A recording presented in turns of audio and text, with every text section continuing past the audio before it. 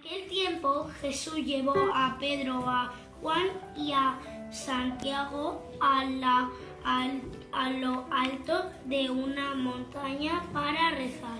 Maestro, menuda caminata. Desde luego, pero hay lugares hermosos. Un poco más cerca llevamos horas andando. Juan, vale, descansar un poco mientras voy a rezar con mi padre.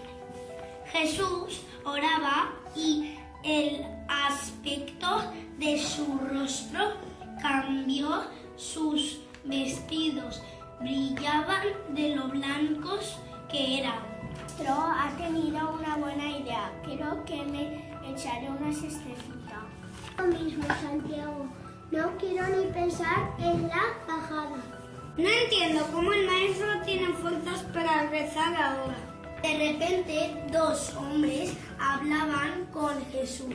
Eran Moisés y Elías, rodeados de la gloria del cielo. Ha llegado la plenitud de los tiempos. Tu sacrificio está próximo, Jesús. Con él nacerá un orden nuevo, Basado en el amor, la fraternidad, el perdón y la justicia divina. un orden en el que la persona es el valor supremo de la sociedad, pero para que la nueva sociedad aparezca, tú has de morir crucificado en Jerusalén. Así lo ha dispuesto el Padre.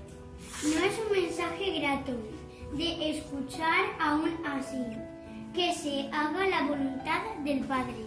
Pedro y los compañeros, espabilándose del sueño, vieron su gloria y a los dos hombres que se alejaban, y Pedro dijo a Jesús: Maestro, qué hermoso es estar aquí. Si quieres, haremos 3 casas. Una para ti, otra para Moisés y otra para Elías.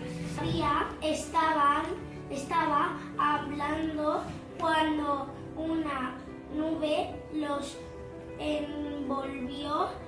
Se asustaron los discípulos. Una voz desde la nube decía: Este es mi Hijo, el escogido, escuchadle.